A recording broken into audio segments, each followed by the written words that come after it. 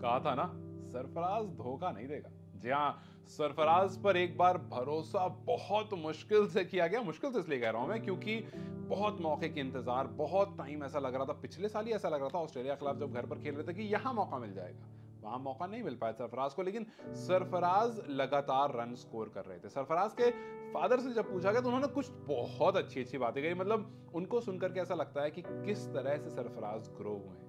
उन्होंने कहा कि मैं हर उस खिलाड़ी से कहना चाहूंगा जो अपने वक्त का इंतजार कर रहा है कि आप इंतजार में मत बैठो, क्योंकि सूरज अपने टाइम पर ही निकलेगा।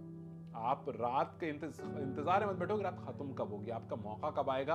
आप बस मेहनत करते रहो, क्योंकि रात भी अपने वक्त पर खत्म होगी, सूरज भी अपने वक्त पर निकलेगा। और आज सरफराज के लिए सूरज निकला। और सरफराज ने प्रेस कॉन्फ्रेंस में भी ये बात कही कि मेरे अब्बू चाहते थे इंडिया के लिए खेलना, लेकिन उस टाइम घर के हालात अच्छे नहीं थे और वो मौका नहीं आया था कि अब्बू खेल सके। इसलिए अब्बू ने हम पर मेहनत करी, हम दोनों भाइयों पर मेहनत करी, और आज मुझे मौका मिला और मैंने जितना मुझसे हो सकता था मैंने किया।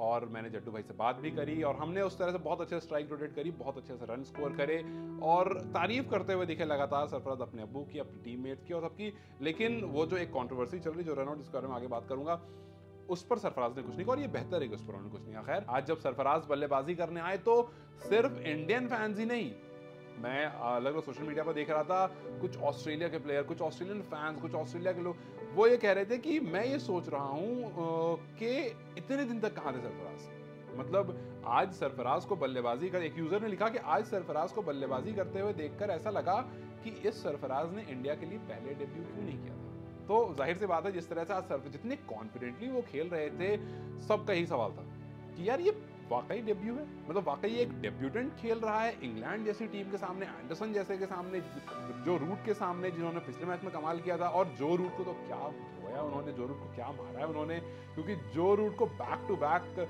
बाउंड्रीज लग रही थी, 7 चौके 1 छक्के। हालांकि कंट्रोवर्शियल रनआउट जरूर हुआ जहां पर वो आउट हो गए और लोगों को तो ये लग रहा था कि भाई ये बंदा डेब्यू पर ही सेंचुरी मार देगा, क्योंकि जितना कॉन्फिडेंस उनके अंदर था, मतलब इंडिया का फास्टेस्ट हाफ सेंचुरी मारने वाला डेब्यूटेंट बन गया ये। और अब हम उम्मीद करते हैं कि आगे आने वाली सेकंड इनिंग्स में हमें सरफराज का कुछ ऐसा ही दौर और कुछ ऐसा ही खौफ देखने को मिलेगा। जब इंग्लिश गेंदबाजी कर रहे थे, जब हम शुरू में 3 विकेट जल्दी गिर गई थी, फिर उसके बाद रोहित शर्मा चले गए, तो ऐसा लगा कि थर्ड सेशन थोड़ा हल्का रहने वाला। लेकिन सरफराज ने कहा कि नहीं, क्योंकि पहले 2 सेशन का जो स्ट्राइक रेट था वो 3.4 3.5 इस तरह का चल रहा था, लेकिन सरफराज के आने के बाद वो स्ट्राइक रेट ऑलमोस्ट 4.5 का हो गया था। खैर, लेकिन सरफराज उस 4.5 को कंटिन्यू नहीं कर पाए, बिकॉज वही जिस रनआउट के बारे में बात कर रहा था।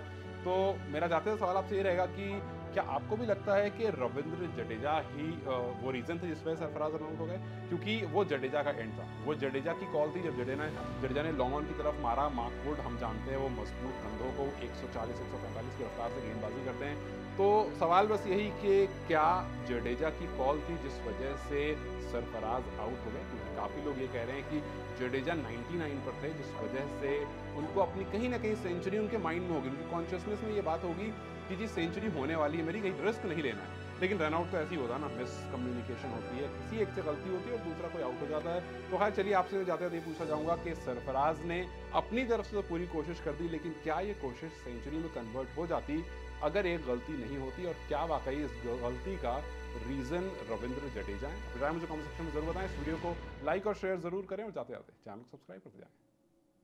क्या हो बड़ी